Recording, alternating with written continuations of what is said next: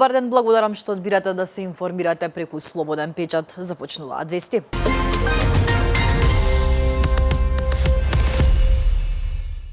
Во судницата во Идризово денеска продолжува судењето за пожарот во дискотеката Пулс во Кочани, во кој загинаа 63 лица, меѓу кои и деца, а над 200 беа повредени. Судењето треба да продолжи со произнесување на вина и воведни зборови на одбраната. На минатото рочиште судот ги прифати приговорите на дел одбранителите дека обвинението, интегрирано со листа на докази, не е доставена до обвинетите.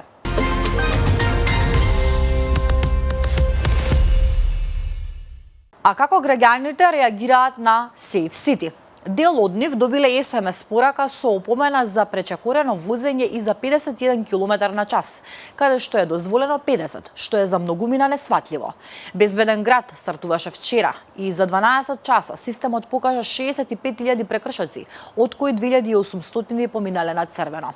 Екс-пратеникот Рубин Земун јавно го критикуваше Министерството за внатрешни работи. Господа од МВР, време е и малку да мислите на граѓаните. Направете зелен бран на Партизанска, за да може со брзина од 40 км на час да се поминат барем 5 до 7 раскрсници, а не од едниот до другиот крај на Сити Мол да фаќаме црвен бран. Се согласувам со предлогот за зелен бран. Солун е одличен пример. Ако возиш 40, нема застој. Зелен бран и за пешаците. На раскрсницата Теодосиј Гологанов, Свети Климент Охридски во центар. Зелено светло за пешаци трае неколку секунди. Можеш да стигнеш само до половина од булеварот. Затоа многу пешаци поминуваат на црвено, напиша екс-пратеничката Маја Морачанин.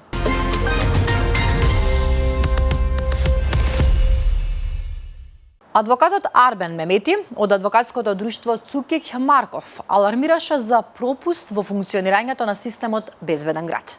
До него, како што вели, се јавиле повеќе граѓани кои добиле SMS пораки и електронски опомени за сообраќајни прекршоци, но со туги лични податоци. Во пораките што ги примиле граѓаните биле наведени целосни податоци на сосема други лица: име и презиме, единствен матичен број, број на лична карта и детали за возилото. Според Мемети, тоа представува директно прекршување на Законот за заштита на личните податоци. Според адвокатот, јавноста со право чувствува недоверба ако системот веќе испраќа чувствителни податоци на погрешни адреси.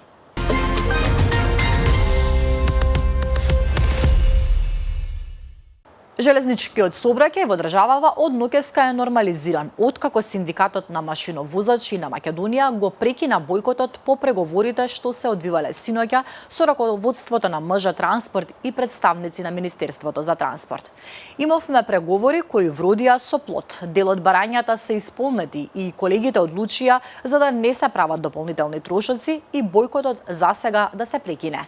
Сообраќајот е нормализиран ноќеска во 1:30 часот. Првиот воз замина за Куманово во 4 часот и 57 минути, изјави Тони Димковски, председател на синдикатот на машиновозачи на Македонија.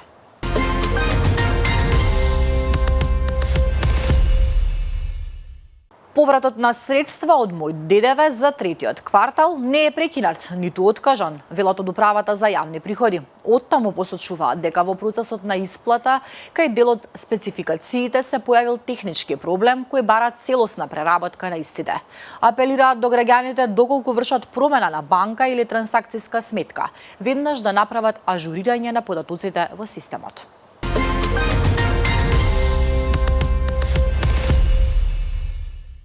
Министрите за надворешни работи и надворешна трговија Тимчо Муцунски и за европски прашања Орхан Муртезани денеска во Брисел ќе имаат средба со високата представничка на Европската унија за надворешни работи и безбедносна политика Каја Калас.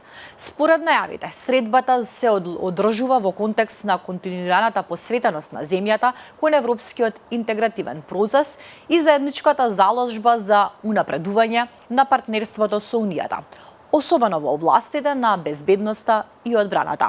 Во рамки на работната посета на Брисел, шефот на дипломатијата Муцунски утре ќе учествува на состанокот на министрите за надворешни работи на земјите членки на НАТО.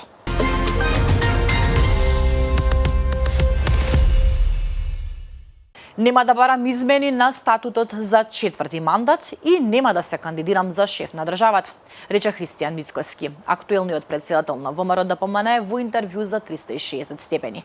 Тој нагласи дека со личен пример треба да се покаже дека секоја функција има крај. Ова значи дека неговиот престоен мандат, доколку биде реизбран на Конгресот во Кавадарци, ќе биде негов последен како лидер на ВМРО ДПМН. Премиерот Мицкоски најави престојна реконструкција на владата и освежување во институциите, планирани за напролет, по партискиот конгрес и преструктурирањата во партијата.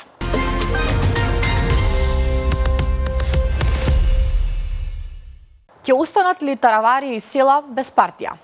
Ќе им успее ли на пратениците тоа што не им успева на лидерите Зијадин Села и Арбен Таравари? Да ја обединат Алијанса за албанците, откако 2 години трае судскиот спор чија е партијата. Понуда за обединување ќе има и за владеачката функција на Алијансата, предводена од вице-премиерот Арбен Фетај, кој го напушти Таравари откако тој отиде во опозиција. Ова е целта, како што за Слободен печат вели пратеникот Илир Демири, кој викендов го информира председателот на Собранието Африм Гаши дека во Собранието ќе действува како независен пратеник. Ако Демири успее да формира пратеничка група и ги обедини двете или трите крила на Алијанса, финалето ќе биде партија на Конгрес да избере лидер. Во таков случај, основачот на Алијанса, Села, можно е да остане без партија ако го саботира спојувањето на двете алијанси. Темата е на Маријела Трајковска.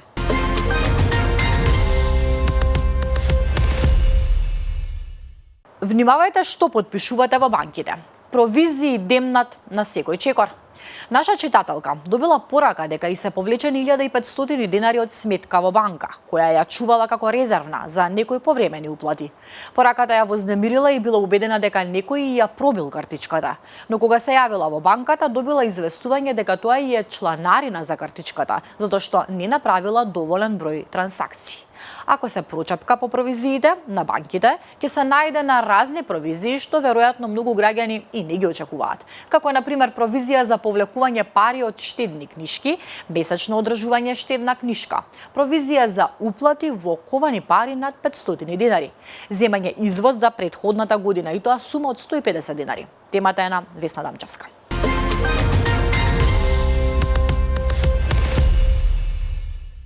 Дизел горивата од ноќеска на полноќ поевтинуваат за 1 денар по литар, а цената на бензините останува иста. Одлучи денеска Регулаторната комисија за енергетика, водни услуги и услуги за управување со комунален отпад. Со одлуката се врши намалување на малопродажните цени на нафтените деривати во просек за 1,1%. Новата малопродажна цена на Евродизел БС ќе биде 69,5 денари за литар, а на екстра лесното масло за горење 66,5 денари. Евросупер БС 95 и понатаму ќе се продава за 75, а Евросупер БС 98 за 77 денари за литар.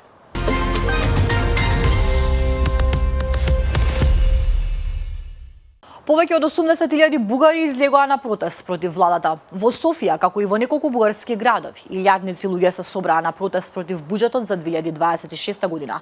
Првиот што ќе биде подготвен во евра, пред планираното воведување на европската валута на 1 јануари. Протести имаше и во Варна, Бургас, Русе, како и во Пловдив, каде демонстрантите упатија пароли за оставки на власта, поголема транспарентност и диалог во носењето на економските политики. Во Софија протестот ескалираше со судир на демонстрантите со полицијата пред канцелариите на владеачките партии. Таму се фрлаа камења, шишиња и петарди кон полицијата. Како што пренесуваат бугарските медиуми, протести се најавуваат и следните денови, се додека не се земат в предвид барањата на демонстрантите.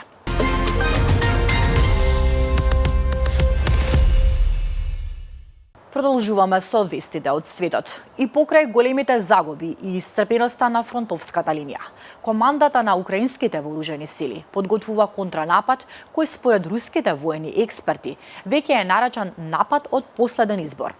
Ова го кажа руски генерал. Генералот исто така укажува на оперативните ограничувања што ги има украинската армија на терен. Калливите земени патишта, попречувањето на движењето на оклопните возила и фактот дека главните патишта се под контрола на рускиот оган, значително ги намалуваат маневрирачките способности на украинските единици.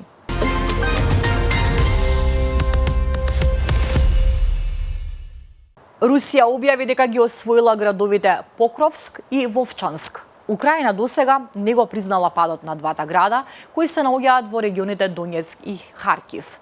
Покровск беше клучна цел на руските сили во офанзивата која траеше повеќе од една година, иако ова биде потврдено. Една од задачите што престојат е создавање безбедносна зона по должината на руската граница, за да се заштитат населените места од украински напади.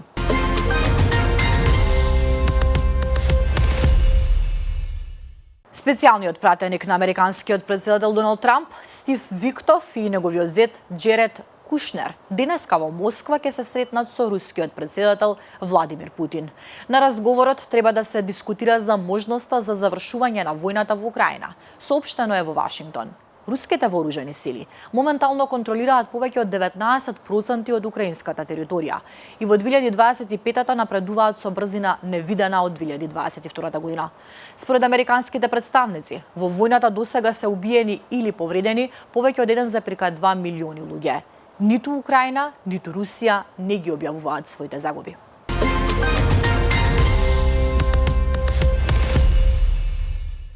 Властите во Хонконг објавија формирање независна комисија предводена од судија за да ги утврди причините за најлошата пожарна трагедија во градот во последните децении. Најмалку 151 лица загина во пожарот во стамбениот комплекс Ванг Фук Корт, а телата се пронајдени во скалите и покривите, додека жителите се обидуваа да избегаат од пламенот. Полицијата уапси 13 лица под сомнение за убиство од небрежност, додека уште 12 се уапсени во антикорупцијска истрага, поврзана со реновирањето на комплексот. Не е познато дали некој од апсењата е поврзано.